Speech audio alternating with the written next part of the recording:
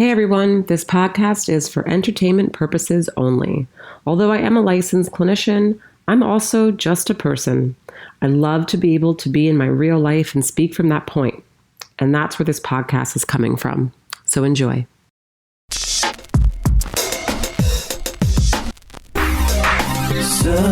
for truth,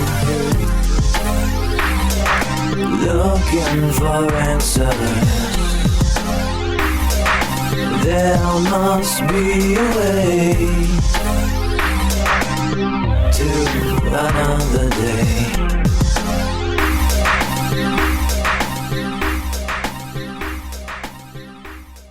Hey everyone, it's Alyea here. Hope everyone had a good week. And I'm Joe, and I hope everybody's having a great weekend. Oh my god, that was so forced. It was? Yeah. I was really into it. You had the hand movements, and the hand movements made it look forced. Sorry. You're going to be like in the... Let's try it again. Anyways. Let's try it again. Hey guys, it's Alyea here. Hey, and it's Joe. We really just should stop doing it because it never sounds like authentic. I think mine sounds great all the time. Yours does sound great, actually, but it's like this... It's like what you hear everywhere else, you know? It's that... cookie cutter. How else do you say hi? I mean, like... I don't know. I guess for me, it's kind of strange, like saying hi to an audience that I will never actually... They'll never actually be in front of me, you know? So I'm just like, hey, just here talking to you. But we're not. We're talking to lots of people, right? So... Yeah. All right. So, anyway. Yeah. So, this has been a crazy week, right? Crazy week. Well, for her. She's had, like, so many revelations going on in her head. Crazy and we've been having all week. kinds of talks. We've been dying to have this podcast. My brain's been like, on fire. Yeah. So, explain what happened. What sparked all this? Well, first I'm going to go backwards a little bit just to follow up. That for those of you who have actually, for those of you who've been listening to the podcast and listening about my medical stuff with this lupus diagnosis that I had, which is lupus and rheumatoid arthritis, well, because I had two conflicting, diagnoses from the doctors, I then decided to go to another doctor at the Cleveland Clinic to get a third opinion and come to find out that it's really not lupus. It's actually because of my ulcerative colitis. For those of you who have any kind of like gastro issues, apparently ulcerative colitis can trigger arthritis. And so you can have a diagnosis of arthritis that's coming from the colitis because it's all inflammation. It's all based on inflammation in the body. Right. So and it can happen at any moment, like any time. So I've gone from 2000 and let's say 5 or whatever, all the way up until now, not experiencing this arthritis thing with the colitis, but hey, it happened. And so now we're just like waiting to get my medication approved so I can start treatment. And the treatment is actually Humira. For those of you who may... you may have seen the commercial. You may have seen the commercial. Mm. It's Humira, and it's an injection that I have to give myself, but it'll cover the colitis and the arthritis. I'm so anti all this. So I think the solution is to do everything possible to dramatically decrease inflammation within the body in general, everywhere. Whether it's your stomach or your shoulders or knees or whatever. If there are foods, there are supplements that you can take that just decreases their detoxes. I really hope that there are mothers listening to this right now, because I'm gonna make a serious point.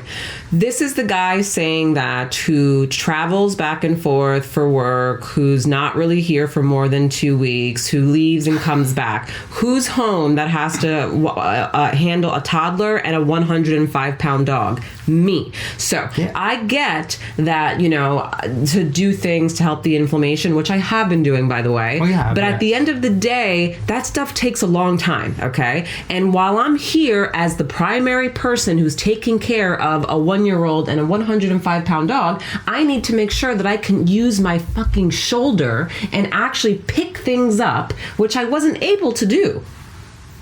All right. Listen, this is where we just, I just sit back and I say, okay, I've said my piece.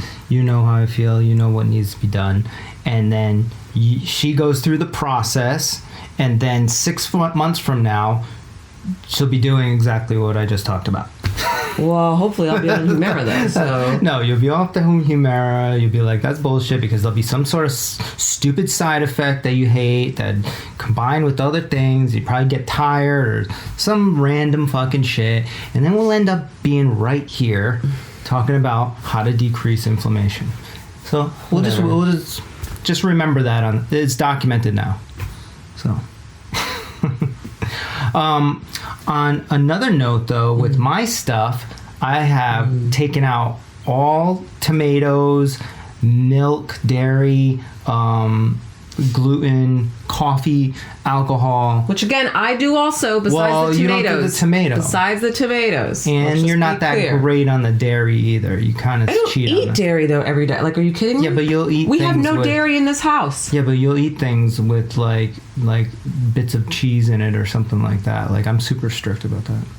Well, I try to be. You try to be. Try to be. The other day I was making a turkey meatloaf thinking I'm like making everything from scratch. I go to pour the freaking breadcrumbs in, the gluten-free breadcrumbs, and I realize there's Parmesan in there. See, that's something you would just do and not even like realize it was in there and just eat the shit out of it. Which I did. Right. And I have already, yeah.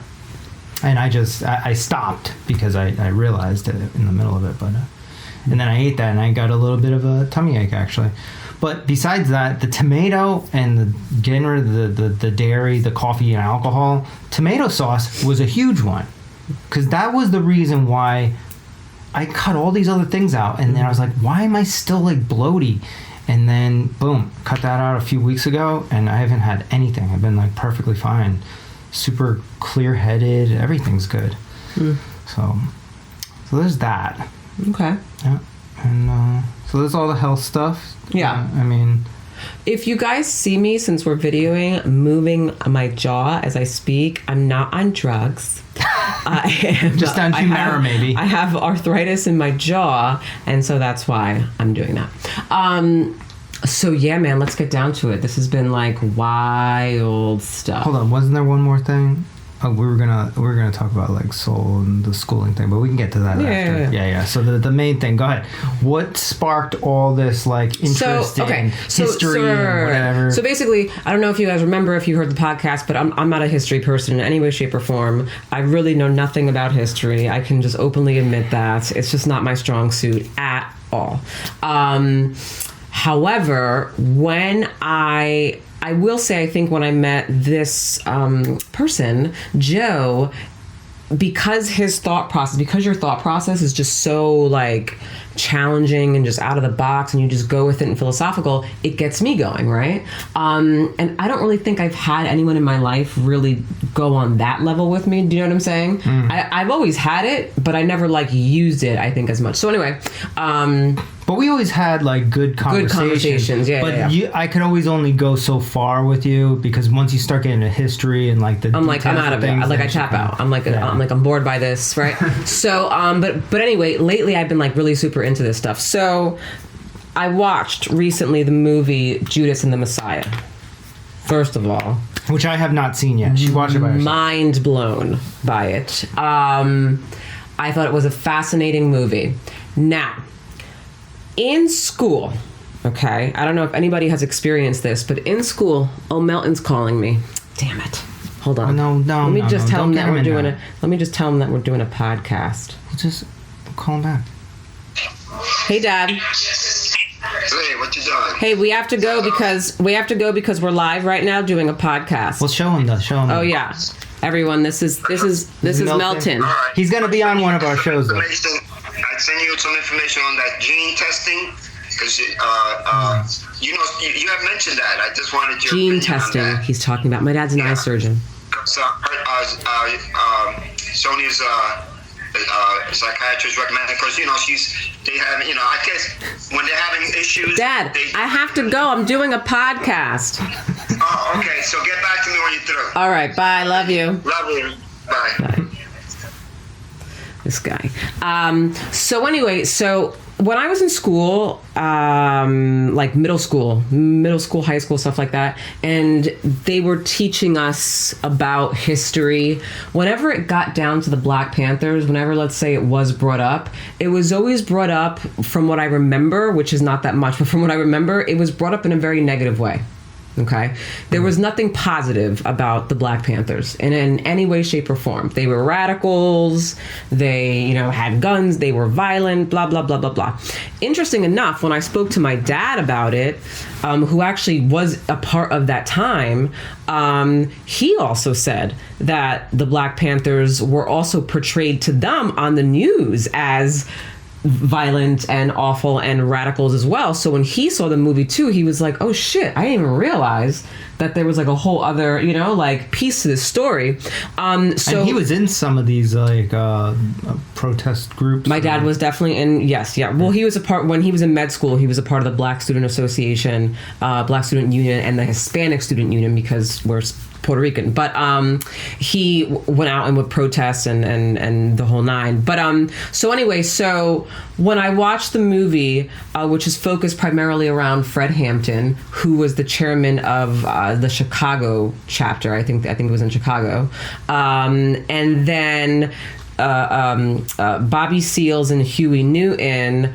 were the two founders, let's say, of the Black Panther Party, which started, I believe, in Oakland, California in like 1966, right? Which, please, I feel so smart right now, because I would have never known this. Like, after the movie, I was like, so anyway, what happened to me as I was watching this movie is I was watching, and then there was a scene where Fred Hampton was just basically talking about the war on politics and how do you fight that war and blah, blah, blah, blah. And he was talking about, and like everybody else was like, weapons, this, that. And he was like, no. And then he said, like, people.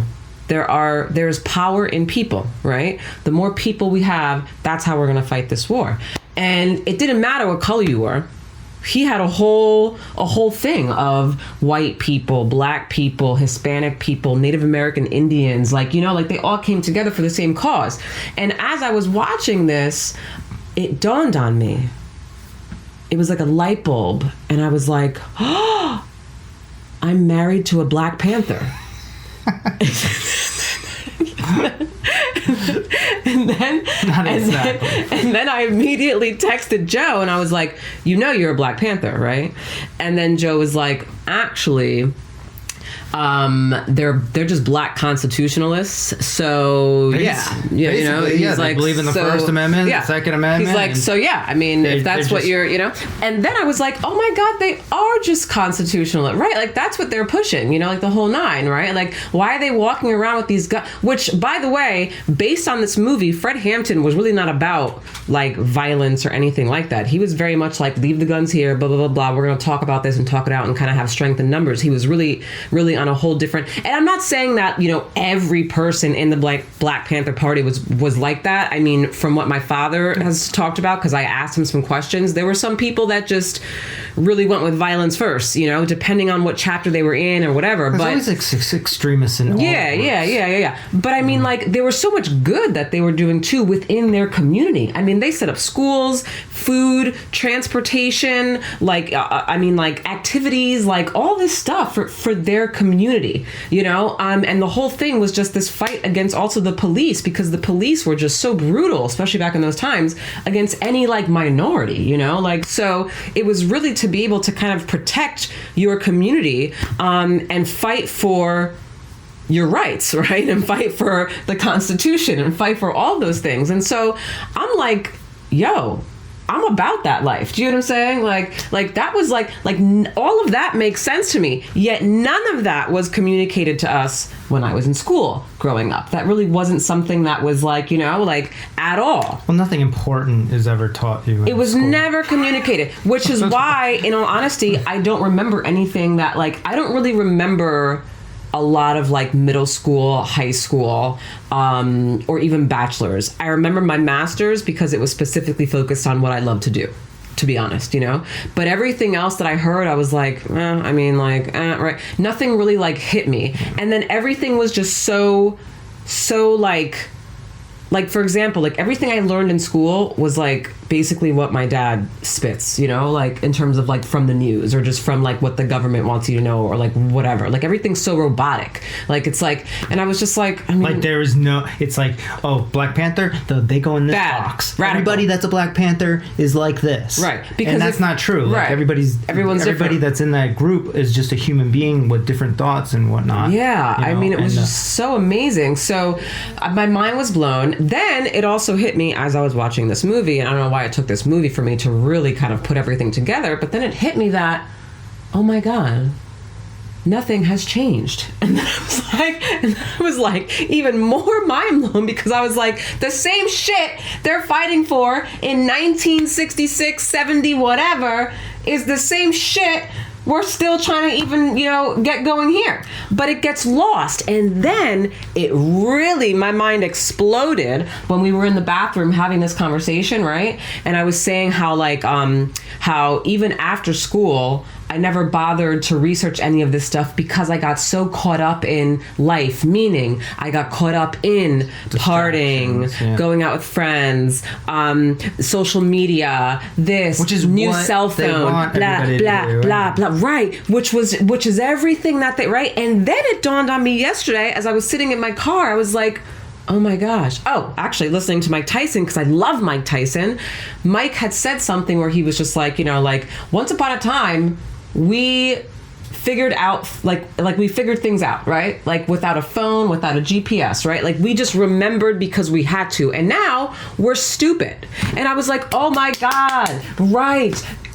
It's almost as though it's this plan, to keep everybody dumb and dependent on these things, so that we don't, I guess, take action or more initiative to do certain things because we get caught up and lost in all this other bullshit, I just think it's like really like a delay on what is the inevitable. Right. The inevitable is that we all recognize these types of things and we all want to make our communities and our families. What happened to your arm? This is from working yesterday.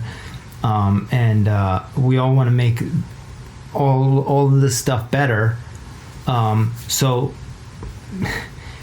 that changes the whole structure of everything. That changes like the way government is run and who's in government, who's the governor, who's the senator, who like they want to keep the goons in there and whatever. I mean, I don't think that there is this like plot of control or whatever. I do think there are. When you say goons, who are you referring to? I'm talking about like because I don't like that senators word. And congressmen who get paid by the banks to basically do whatever they want instead of doing what the people want.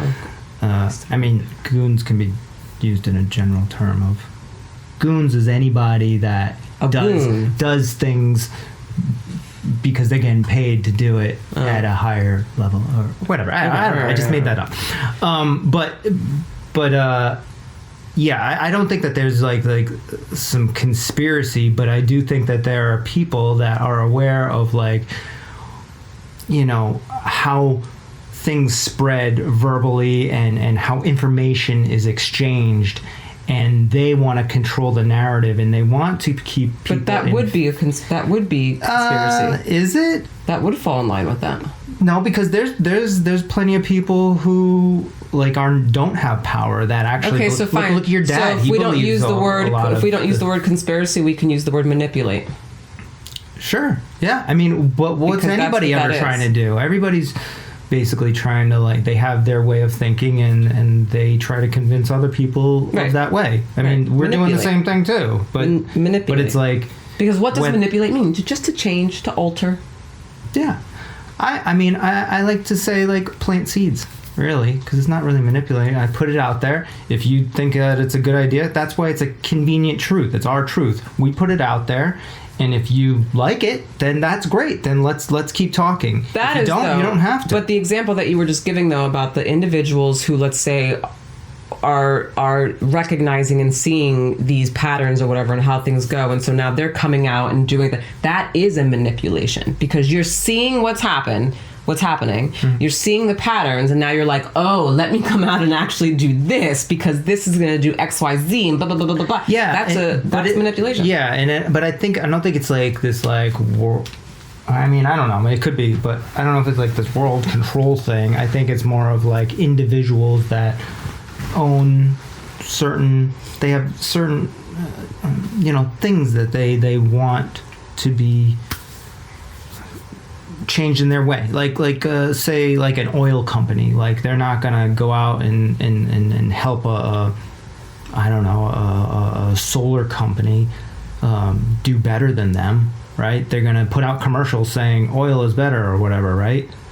And that's just them protecting their world, right? And I think there's a lot of those things going on, and some of them align. So there's some groups like work together to kind of just be like look at the cigarette companies. Everybody knows cigarettes give everybody cancer. Everybody that even smokes cigarettes knows that they could get cancer from smoking cigarettes, but they do it anyway, right? But it's like I don't know where I'm going with this. I know you've lost me. I went into this trance, and then I was like, but it felt so comfortable, and I was telling myself I have to get out of it. It's just kept going. What I'm saying is, like, if you owned a multi-million-dollar cigarette company, are you going to go help a marijuana company promote? No, you're not. You're going to do what you're going to do for your own financial well-being, and there's a lot of that going on. So it's not a conspiracy. It's just groups with a lot of financial interests in certain areas that are manipulating people's minds into thinking it's not manipulating. It is manipulating. Cigarettes are good. Again, if we go to Webster's dictionary and look up the definition of manipulate, that is what it is. I mean, I don't know why people just don't like certain manipulate words because like words sound bad. Yeah, manipulate is not a bad word. Yeah. I don't understand why people think it's like there's a negative connotation to the word manipulate because of what society has done with that word. Maybe we don't have to use manipulate. Maybe it's just influence. Just use the word. There's nothing negative about the word. The word is negative if you make it negative. Which the world has already made it negative. But guess what? I'm not making it negative because I'm going strictly from what the word definition means. Okay. Which whatever. We can call it whatever you want. I just know. Here's another manipulating tactic, right? Mm-hmm. I don't use manipulate in what I talk about because handle or control, typically in a skillful manner. But I know what the perception of that word is. Like, yeah, we could sit here and know the detailed definition of manipulate, but not the perception of it is what matters. Yeah, but to me, this is why I focus so much on words when I'm at work with people, because it's like, again, it's like people get so, like, for example, like addicts, like when I worked with addiction, it's like, and they go to AA, NA, whichever one that they go to, right? And one of the things that they do is they go into their character defects, right? In treatment facilities, we talk about character defects, and one of the character defects for addicts as a whole would be like manipulate. Like, so they are very manipulative, right? And yes, I'm not saying that obviously some of the things that people who I know, right, who were in active addiction have done is the best thing. There was definitely negative manipulation there. But when we break down that word manipulate, it doesn't have to be so bad. Actually, they can turn that manipulation into a good thing. As a clinician, as a psychotherapist, we manipulate every day. Right, which is a positive thing. We manipulate every day, okay? Meaning I am speaking to someone, hearing what they're saying, I'm helping them to figure stuff out and gain insight into their life, and I have to do that in a skillful way because it's a freaking skill. But they're also there willing they understand for the most part that you're going to attempt to do that as well. Of course. So that's what I'm saying. So when it's the other person doesn't realize that they're being manipulated, then it's a I understand that. So we can't just look at the word as a whole, though, as this negative word. There's positive aspects to it, and you can change, right? You can manipulate the word manipulate, actually, right, to mean something positive. Why can't we just use influence? Oh, my God. People. Influence is like more of like, I have a choice to be influenced or not, and it's the same thing. I have a choice to be manipulated or not. Yeah, that doesn't sound good.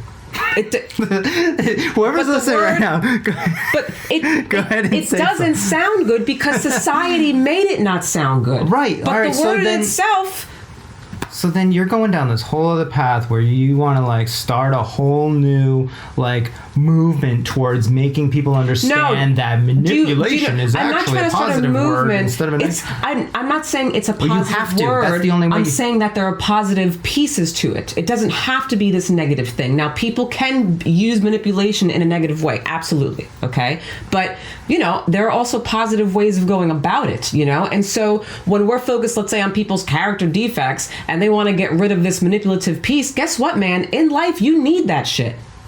You need that shit on a certain level to a certain extent in a positive way, and you can do good with that. Right. So how do we now figure out how we can take something that you have, take something that you already have, right? That, yes, you've been using in a negative way, but how do we restructure that and use it in a positive way? Yeah. Enhance something that you already got going on. Would you say to them, I want to help you turn that negative manipulation into a positive influence? I would explain it exactly how I just did just now. Like, I don't like. Anyways, I think we've gone way off track on all this stuff. I know. It's like, for me, it's like that's a whole, like, you have to start this cultural movement of like defining what manipulation means, and that's you don't like have to start years a culture, and years. You don't have to start a culture movement. It simply just happens in conversations like this, right? So we're having a conversation. You brought it up, and I'm like, but wait a minute, it doesn't have to be right. I agree because I know and then we'll that just keep moving forward, right? Yeah. But right, you do all right. We'll just end it with this, right?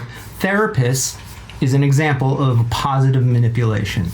A dictator, and wanting to manipulate the people without them knowing is an example of negative manipulation. Would you agree? Okay. I mean, if we're like breaking it down. And then that's where we'll leave it. Yeah, so then... Black Panthers. Back to Black Panthers. Then she asked, what did you text me? You said, did you realize that, like, Black Panthers or something you were... I think you said something about, like, I think I'm married to a Black Panther. And I was like, well, not really a Black Panther, but, I believe in the Constitution, and, they did as well. And really, to me, it's confusing within America why there's a constitutionalist, like, party.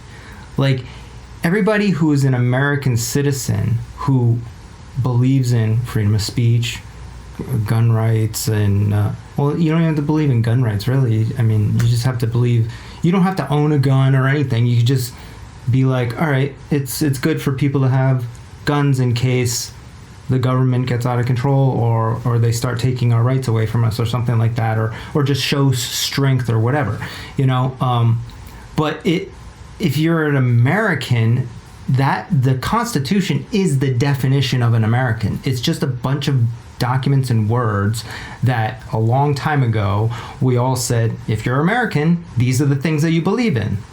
And that's still true to this day.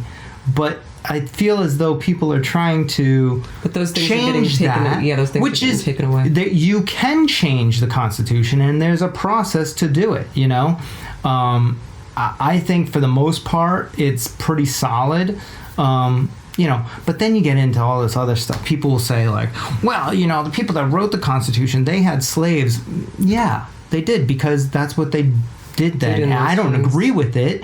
And maybe if they lived during this time now where culture has changed in the way that it has, they might not agree with it either. But, I can't think of something now that's, like, just as bad that people do that everybody thinks is, like, normal. Can you think of anything? Something that people do that's just as bad as like slavery. Oh, Jesus. that people do on a normal a daily basis, and they're just like, oh, that's fine. Just as bad as slavery? I don't know. Probably nothing. I don't know. Yeah. What's the closest thing? I don't know.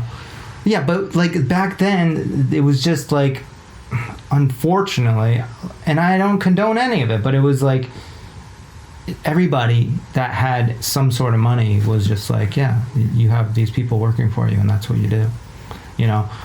Once again, not condoning any of that, but that you can't negate what these our founding fathers created. despite all of that. I mean, nobody's perfect, and everybody makes mistakes, and I'm sure, like I said, if they lived long enough, they probably would have realized at some point that, hey, maybe this isn't a good idea. Maybe they did when they were writing. Who fucking knows? Anyways, my whole point is, what we're trying to get is, and we can get back to the Black Panthers and what they believed in, is culture is what determines society and how you're governed. That's basically what they, right. And that's what. And right now, the culture is all over the place. Well, the community, that was really their thing. There's all kinds of groups, and they've segregated and isolated blacks and whites and freaking Asians, and to me, it shouldn't matter what color you are. It shouldn't matter. Yes, some groups have been through way worse situations than others, but I mean, within any race, you can go back in their history and find some horrible events that happened during a period of time that were unimaginable. Asians, every single group, you can probably find that, where almost every single group or race has been some sort of slave as well to a white man, right? Or maybe there were Irish slaves, weren't there? I mean, there were white slaves as well. You're asking someone who is just recently getting into the history situation. So, I mean, I think we gotta not forget about all that stuff, but put it all aside, and be like, hey, you're human, I'm human. We have this thing called the Constitution that we all pretty much should agree on because we're all American citizens, and if we don't agree on it, then that's fine, but we should all get together and we can, I guess, change it. But why change it for a specific person? The whole reason, everybody's upset at the white man is because he makes these laws that segregate other races and black people and whatever. And now I just get nervous that we're all moving in the opposite direction, where we're going to segregate all white people. Now, we can all sit here and agree that all white people aren't fucking racist fucking people with zillions of dollars that control the world. Mm-hmm. There's a handful of those people that most of us have never met them before. Those are the people that we should be pointing at. Bankers, people who owns the all these banks? Who owns the Federal Reserve? You're going to get into a whole conversation. Right. I'm leaving it at that. But does anybody ever think about that? The Federal Reserve is a private bank, and whoever owns it is the white man that you should hate for all these fucking things. Those are the guys, not the fucking white guy that walks down the street with his fucking dog. Although some of them are fucking racist too, but you can't condemn a whole fucking race for all kinds of shit. Just they do that with black people sometimes on the news, right? They make it seem like all black people are bad or something, and I know for a fact that's fucking definitely not true, and everybody that's listening to this knows that's not true. So then why do we make laws that only cater to black people or Latin people or lesbians and gays? This should combine everybody. Once you make a law that's only based on one particular group, you're doing exactly what we all hate. Oh, that's what happened too. And then I read the article I went on to The Guardian, and then I think it was yesterday morning, and I read that the House passed, I guess, the law or the bill or whatever for LGBTQ rights, in terms of them being equal and them being allowed to really be anywhere. Which is great. Which is great, but in my mind I'm this should have been happening. Which is great, but been happening a long time ago. But wait, hold on. Let me get to my point. So, and then I read that I read the Republican view on it, right? And I guess there were a couple of Republicans that actually also voted yes for it. I think there was like 3 from the article. But the rest of them, I think their points as to why it is that they voted no was because now it puts... What they were saying is that now it puts other individuals in situations where now they have to go against what they believe in. So, for example, I guess let's say if you're religious, and you're, I don't know, Christian, or you're some religion where let's say they don't believe that that's a natural thing, right, or whatever. Then now what's happening with this new bill or with this new law is it's now making, I guess, those individuals have to now adjust forcing them to change their beliefs and their way of thinking and allow. And that's what the Republicans were saying. Now again, I hate having to disclaimer things because I feel like it's ridiculous, but I'm very much for all rights, so it doesn't really matter who you are, LGBTQ, Asian, gay, I don't care. I'm just for equality and everyone. But when I was reading the article, because I never thought about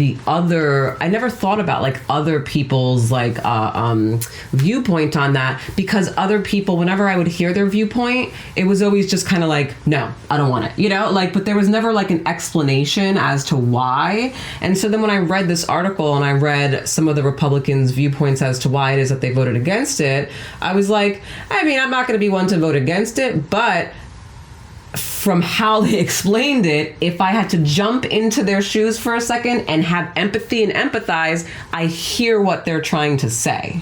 Do you know what I'm saying? I hear what they're saying. Really, all they have to do is make a statement. All the congressmen can get together and be we condone this. And I think it's a great idea moving forward and hopefully influence other communities and groups to agree with them and say, yes, let's welcome LGBTQ, whatever. LGBTQ. Yeah. And whoever else into our communities to do whatever they want to do. But my thoughts are they should just do that anyways. You don't have to make a law. For me, the fact that there was even a bill that was passed on this is mind-blowing to me, because that just and we're in 2021 right now. What does that mean? Why this even happened? There should have been. For me though, it's this should have already been a thing. Listen, why is it even? I'll explain all the problems with this, right? Unfortunate problems is say. Now this law passes. I don't know what is in this law. I haven't read it. I have no idea. But there could be things such as all right, people are required to hire one lesbian or something like that. I don't fucking know. But how do you?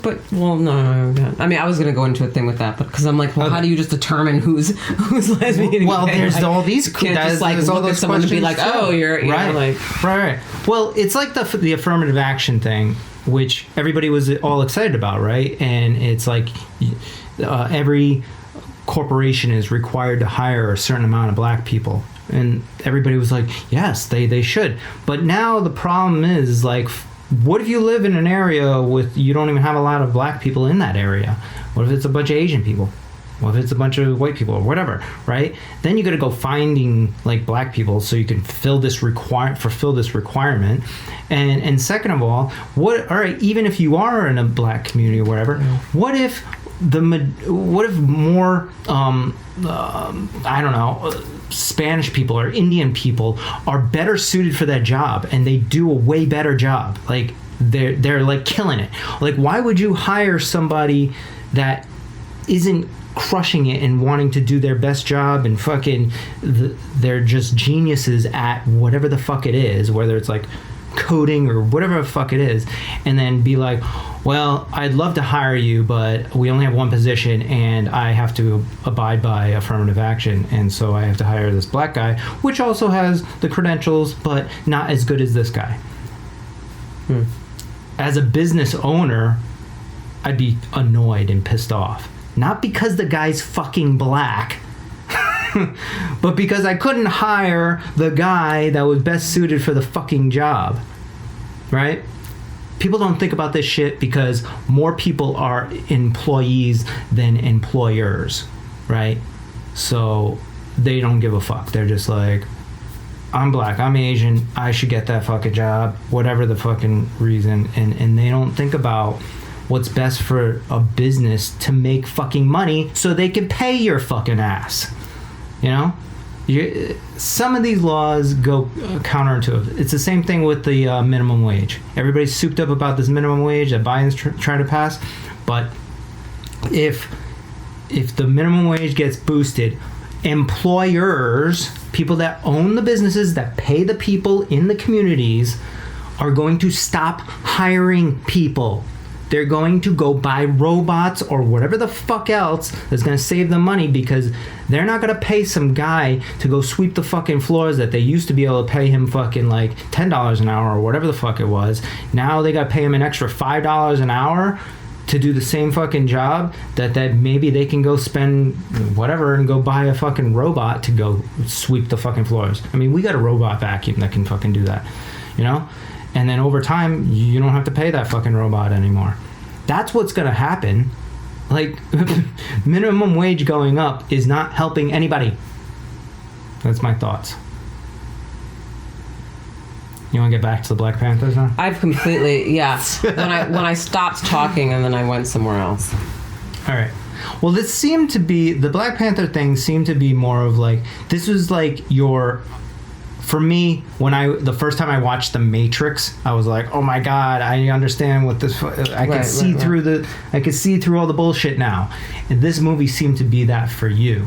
Yeah, and I was very emotional about it. I cried and and we actually had a very like in-depth conversation about all this stuff. Yeah, and it was more so than this podcast. Like, yeah. We're forgetting. We should have done the podcast like immediately. Like, well, was that like 11 or 12? Oh, well, like that night was. Yeah. I mean, I was fresh. Yeah, it was fresh. I was super emotional, I think, because I was just like, I think I was just connecting so many dots. Oh, you know what it was too, is that I was looking at you in a whole different way. And that was interesting for me because I believe that you come across to many people as radical. People who don't know you, or people who just may talk to you, and people who may just think that may hear what you have to say and be like, wow, that's, it's a pretty radical. And I just see you as like, no, he just uses his mind and he just goes in all these different ways and paths, and he likes to just think about like everything and blah blah blah blah and the whole nine. And I think when I saw the movie and I connected dots, I was just like, oh my God, like my husband is this like amazing, like you have this like amazing mind. Like someone's mind to me is like someone's brain that fascinates me, and I've come across many different brains, many different minds that I'm constantly fascinated by on a daily basis, but yours just like blows my mind. And so when I referred to you as a Black Panther and everything, I was just like, you know what, they kept calling them revolutionaries. And although you're not out there protesting or doing all these things or whatever, organizing people, I do believe that you have the ability to do so. And I do believe that you have the ability to bring people together in that way. Because that's just where your mind goes. And so at that moment, I was looking at you like, oh my God, you're like, to me, you're like this like revolution. You're just like amazing. This is the different path that I've taken as opposed to a Black Panther or other groups is I first off, I ran for state senate and state house in Minnesota years ago. Mm-hmm. This was probably 2005, and I was really fucking into Ron Paul, and he kind of got my mind going a little bit, and then I started like really reading into history. Like I didn't know anything until maybe I was like 25 and started really digging in and doing some research as far as like history and politics and stuff. But yeah, that's when I kind of got into it, and I failed. I didn't become state senate or state house. You didn't fail. I just realized through that process, even at that local level, it's very corrupt. Like, they were doing things, they had people in the audience like freaking like hating on me and like throwing like crazy off the wall questions that like were very like radical and whatever. And anyways, after going through that process, I realized, all right, how do I really make an impact on this world? And I realized that the biggest impact anybody can make is like start changing themselves. That's what happened to me. Yeah, start understanding yourself better, know yourself, and know what you're looking to do. Like, what do you want the world to look like? And then be that, right? Whether people agree with it or don't agree with it, just live that life. And then once you got that solidified, then maybe you can influence your wife or manipulate your wife. Manipulate. Right? There we go. Right? There we go. And then you got 2 people, right? And then you got a podcast. And then who knows after that, right? Yeah. Like, but that's it. That's it. Everything, all this other shit, you're just playing in this fucking jungle that like you're gonna get destroyed in. Like, do what you can control, and you can control yourself. You can only control yourself, basically. And then you can help maybe influence the people around you, and just live that life within your world. Right. You don't. Everything else can be chaos, because right now everything is crazy in the fucking world. But here's pretty good. Like, we're good. Right? We got our daughter. We are happy. Well, it's even better when you... I think also what came out of that movie for me when I was piecing everything together, as I heard you speaking just now, it clicked, was the... with Fred Hampton's, belief of just basically there's power in people, right? And that's how you make the change, is individual change, right? That's how you make it, right? And so when I continued to think about that, then I went into this whole thought, and then it connected me to the day that I called 911 on that guy. So a couple. So this is actually a good 911 call. Yeah. So this was about maybe a day before I watched this movie, and I was driving. I picked up my dog from school. I had my daughter in the car. We're coming out of the grocery store, and as I was coming and making a turn at the bus stop on this bench, I see this guy, this man, older man, maybe in his 40s, mid 40s, Caucasian man, big guy, but he was laying on his stomach with one leg kind of like knee up, and then half of his shoulder off of the curb, so almost into the street. This is a very, very busy street, okay? So to me, I was like, is he dead? Is he? So I call 911, I pull over, I stop right there, and now I'm talking to them. Now there's these 2 other people who come, and they come to go check on the guy. They don't know that I'm in the car on the phone with 911. These 2 other Caucasian people, right? Okay, no big deal. I'm on the phone. And I roll down the window, and I'm like, hey, I'm actually on the phone with 911 right now. And they're like, oh, okay, no problem, blah, blah, blah. Now, the reason why I'm piecing this together and I'm being so specific on like their race and all this stuff is just because of just society right now. So I'm trying to make a point, because I really don't care. But these 2 individuals who came to also check on this guy were individuals that I feel like would be stereotyped in society, meaning they were 2 Caucasian individuals. They had a very strong Southern accent, right? And I feel like, especially with how the world is right now, it's like people hear that and automatically are like, Trump supporters. They're racist, right? Or like they're Trump supporters. You know what I'm saying? Like, so anyway, they're gonna storm the Capitol, right? Tomorrow. So anyway, so I'm having this conversation with these people, right?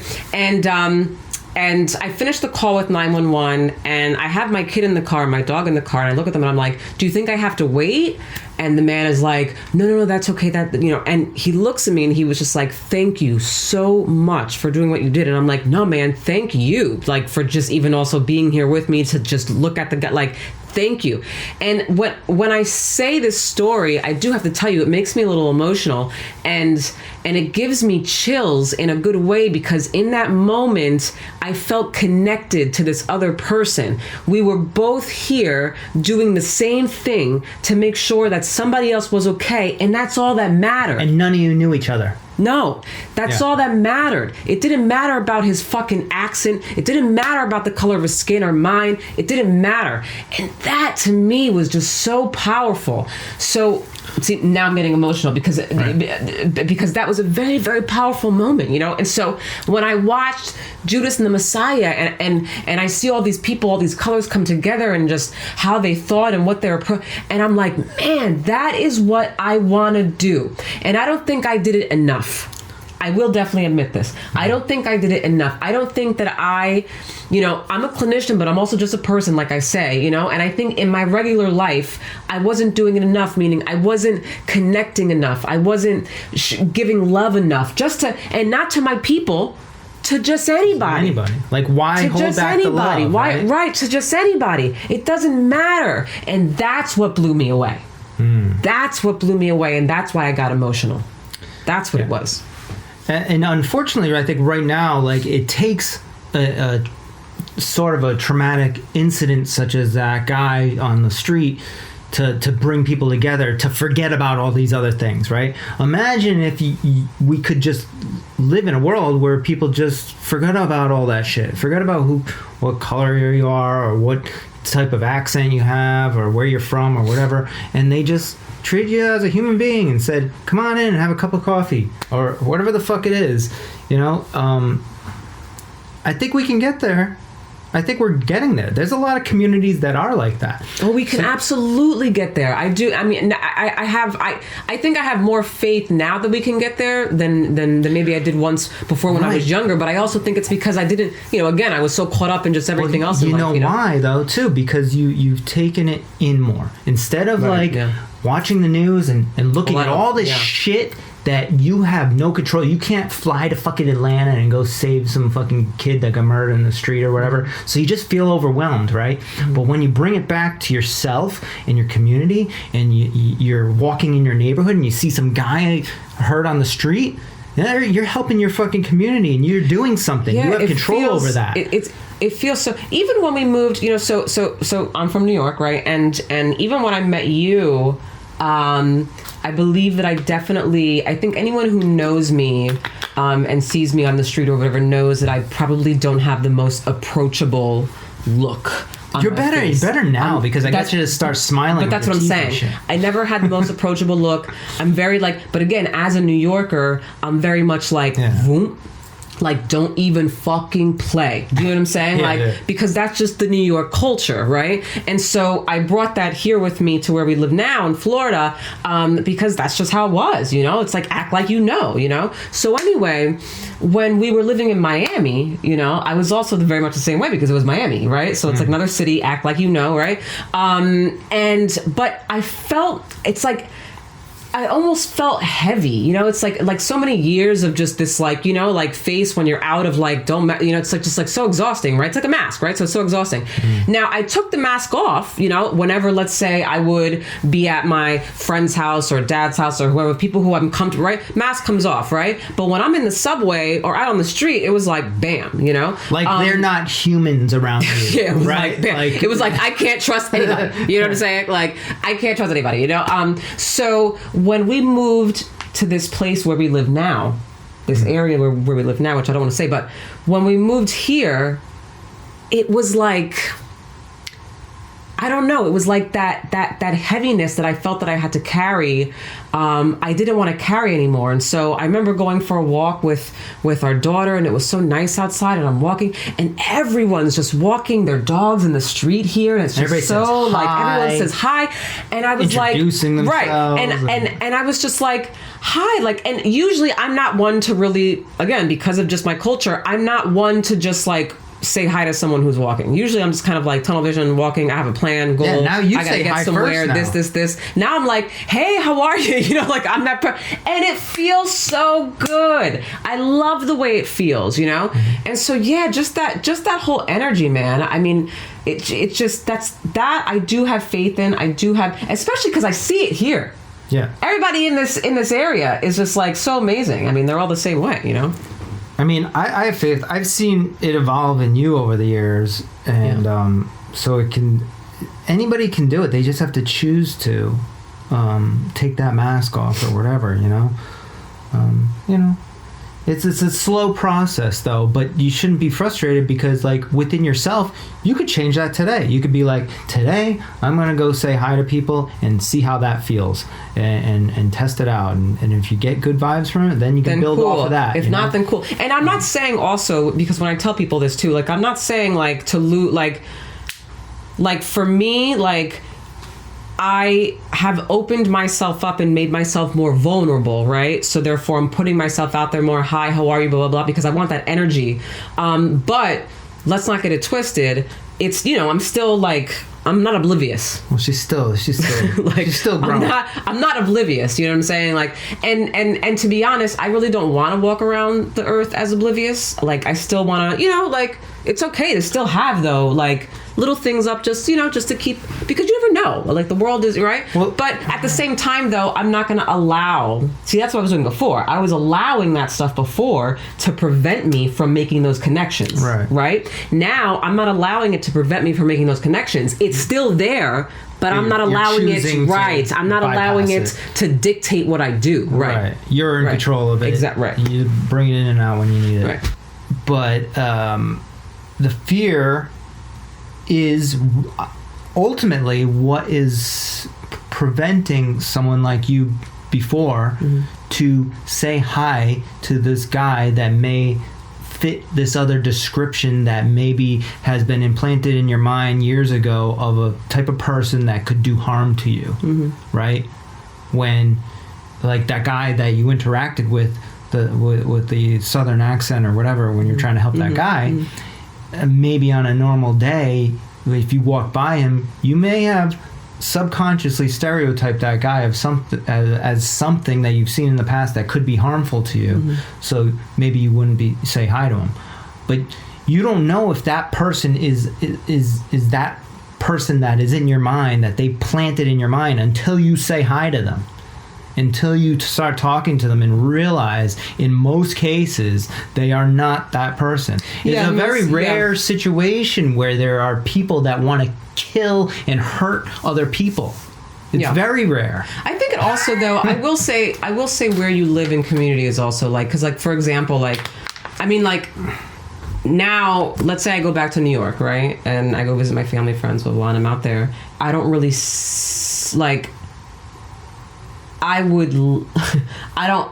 don't see myself walking around in the subway just saying hi to everybody. Okay, you know what I'm saying? Like, that's not gonna happen. It's just not. I will. But you won't, because I brought you in the subway for the first time. You were in the subway because you used to be bougie and take cabs everywhere, okay? Like, what New Yorker takes a fucking cab, you know? So we took the subway and you were like, oh, like, it was like a whole new world. Because if anyone is from New York listening to this, you know what the subway life is about, you know? So it's like, I'm not really going to be like, hey, how are you, blah, blah, blah. But what I noticed, though, that I do when I am in the subway or when I am back in New York is I do, because I'm more aware of stuff, I'm more conscious about things now. And I do think that when we're conscious about things, then obviously that gives you more control or more ability to actually shift and make decisions accordingly. So, for example, when I curse, right? Like, I curse a lot. However, in the past, years ago, when I would curse, I was cursing and it was coming from like the subconscious, meaning I was cursing without any awareness that I was even cursing. It was just coming off the cusp. You still do that now? No. When I curse now, I'm consciously aware though that I'm cursing in that moment.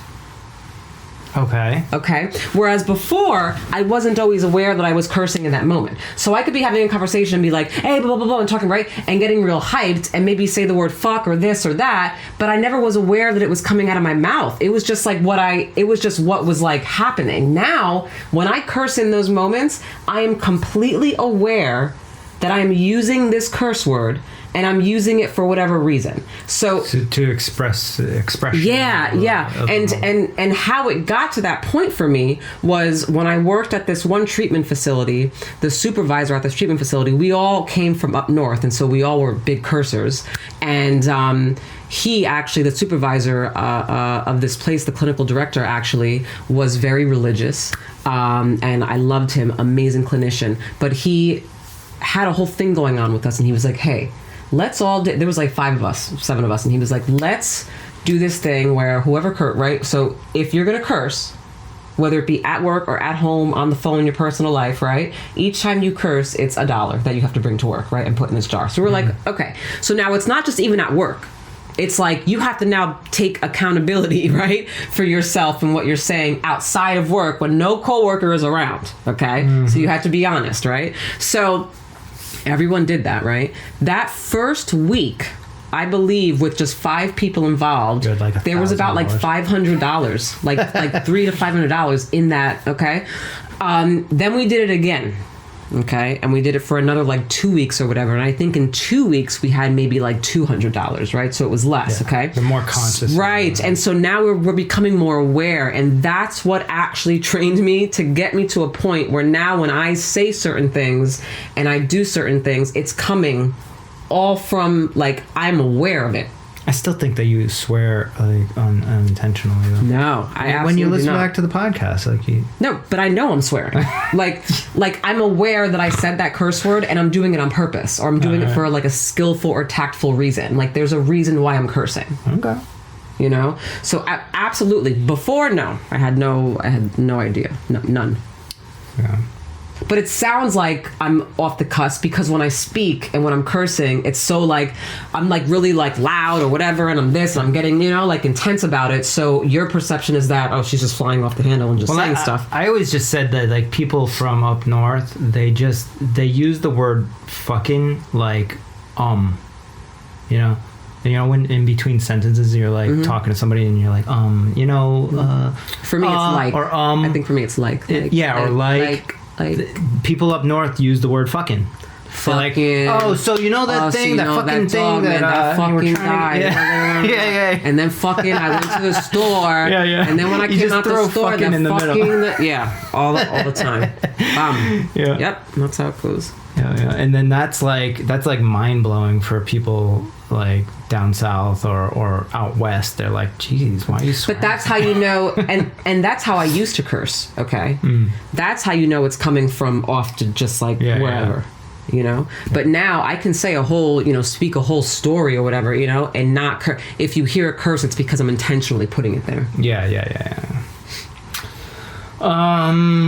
So you feel content with all that? With the I feel good with it. I feel good with it. The social aspect. We can transition, do a little transition, which still kind of is connected in some ways, I would say, to what we were talking about. Into Hold on. Are you gonna go into parenting? Oh, okay. Because I was thinking about maybe still talking about like real briefly about.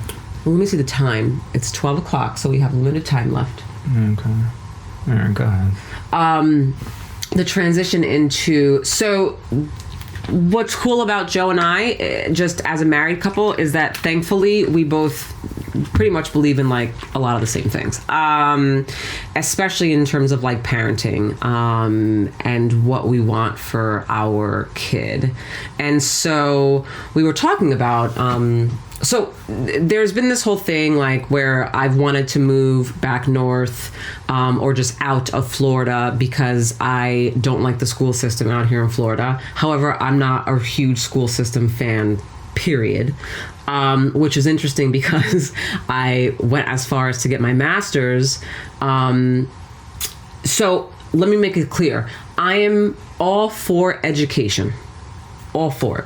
Okay. However, I'm not for how the school system is structured, and the stuff that they're teaching. Yeah, maybe a more focused system you would be in agreement with, right? Like, yeah. It's just kind of general nonsense, most of it. Yeah. Like that's how both of us thought during high school. Like we both hated it really, and barely even remember it. It was really. I don't remember anything. I just basically did what I had to do to get out, you know, like, and just to graduate, because I'm like, this is all so just like dumb. The only thing I loved about school, which I went to a boarding school, so it was different, was just all the extra stuff we got to do. So like the sports, and like we got to travel to Spain, and like all the fun things. But like school itself, I'm like, this shit is like stupid. But what we thought about last night is like basically, the earlier you determine what your passion is and what you really would love to fucking do when you get older, or when you are able to, is the better. The earlier, the better, right? Yeah. Because, like, for me, I went to vocational school for engineering in my sophomore year of high school, which helped me graduate high school, because without that, if it was just general high school, I would have definitely failed. But because it was something I was focused on and I love doing, I made it through. Aaliyah's way, she just has a photographic memory, and she just memorized things for that day and then just forgot about it the next day. Yeah. But then when she determined exactly what she wanted to do and was going to school for that, that's when she didn't miss a class, and she was focused. I was like, yeah. When I went to college for sound engineering, I didn't miss a day. I got a 4.0 GPA. Yeah, absolutely. Like I was on point. And every kid can be like that. You just have to teach the things in their wheelhouse that they. So say a kid wants to be a doctor, or that might be a little, but yeah, let's just say a doctor, right? So then any math relating to being a doctor, that kid will understand. I don't know what math is related to being a doctor. I'm sure there is something. More science also. I mean, I think more science. Yeah, or whatever it is. But I mean, you can teach all the aspects of general education stuff like math and science. In terms of what they need for that. Within a kid's passion of wheelhouse. I think the thing about kids, right, is that obviously, like I said to you last night, it's going to change, right? So if Sol comes to us at 4 and she's like, I want to start salsa classes, because our kid is super into salsa. Thanks to grandpa. Thanks to Huela and Ito. Then we're gonna be like, done. Salsa it is, right? And then maybe maybe she'll be like, maybe at 8 or whatever, she may be like, you know what, I want to kind of hit this computer class up because I learned about them, and it's like, cool, bam, let's do computer class, right? Like, I'm cool with that. Whatever it is that she feels that she's into in that moment, then it's like, okay, cool, like let's roll with it. Which I feel a lot of parents are willing to do. The kids are in all kinds of shit all the time, so that's pretty general knowledge. Everybody wants to do that, but kids are in all types of things, and parents do that. However, I do know that many parents do it too much, and they'll do it with things that the kids actually don't want to be doing. Yeah. So I mean, I can't tell you how many kids I'm working with right now that are in like fucking like 5 different sports, and when I speak to them, I'm like, do you even want to be like diving right now? And they're like, I mean, not really. I'm like, well, why is this even happening? Right? So that happens quite a bit, actually, hence the, increase of anxiety in adolescents. Yeah. And it always seems to be focused around sports too, for the most part. Like, I don't really understand that. I guess maybe initially when they're younger, you're trying to keep them active and tire them out. I think what it is from again, speaking with a lot of my adolescents, is that, from what I'm gathering, is that with sports comes scholarships. And so I think what happens is a lot of parents want their kids to get in sports if they want to get into sports, and then they really push them in it because, well, guess what? If you're good enough, then you can get a scholarship and a full ride to XYZ. And so then, obviously that really is. I guess. But if you're good in that avenue of whatever you want to pursue, you can also get a scholarship that way as well, right? But not like, I think like the big scholarship, like the big money scholarships, in terms of free rides. Yeah, I guess so. Is sports. Well, yeah, which is unfortunate. So anyway, so in the midst of this conversation about school, Joe and I from the very beginning have been very much about not bringing our child to school. We're just not really, it's just not my thing. Now, if she comes to us when she's older one day, she's like 12, 13 or whatever, 14, and she's like, hey guys, check it out. I want to go to school and I want to go to public school. Then we're going to be like, cool, okay, you go to public school. If at any point you don't want to be in public school, let us know and we'll get you out. But if you want to go to public school, cool, we'll give you the experience, right? But up until that point, she's going to be, we're going to do either homeschool or some sort of... Up until that point is either we plan on putting her in a pod school, which are big right now, which actually one of my best friends, Catherine, actually is a teacher for a pod school. Yeah, small groups, and she only teaches about 4 kids right now. And she does amazing stuff with them. I mean, I see her Instagram. She's going to the beach with them. She's out there in life with them. And that's what I want my kid to be doing. I don't want my kid to be in a classroom learning. I want her to be out in life learning about real stuff, right? And so she's either going to be in a pod or homeschooling, or the Montessori school. And when I say Montessori, I mean like a real Montessori. Because for those of you who don't know, for some reason, apparently, it's easy to put a school together and then use the word Montessori, knowing damn well that you don't actually really truly do the Montessori way, right? So I mean like a real Montessori school. And then, for high school, if she wants to go to public school, I guess, but... we're not really about that, in terms of really bringing her to. Yeah, I'm really just. I want her to go, or at least take some courses, early on of like learning how to learn, if that makes any sense. There's classes on how individuals learn, because everybody learns differently, whether it's visually or audibly or whatever. Yeah. But that's something that she'll figure. But that's something that she'll figure out. Yeah, but there's classes that will teach you, will give you, like, show you, hey, here's all the different ways to learn. Which way do you like? Oh, you like this? Well, then here's how we enhance that. So I'm going to tell you the reason why, I guess in my mind that doesn't make any sense and is a waste of money, is because for me, I see it as, well, again, because of what I do for a living and because I know that everyone learns differently, for me, as she's growing up and as she's, just developing, right, I'm going to be observing her way of learning, because we can even see that now, okay, in terms of her way of learning. Now, what's going to happen, though, is that as her parent, I'm going to be then helping her to enhance that way of learning. Right, but that's the... I get it, and yes, we're going to do that, but like that's the long way. There are actual scientific. It's not the long way, because by the time she's let's say doing any kind of pod or whatever, she's already going to. It's something that's going to be installed in her. Like she's already doing it now. Well, you hope so. You hope so.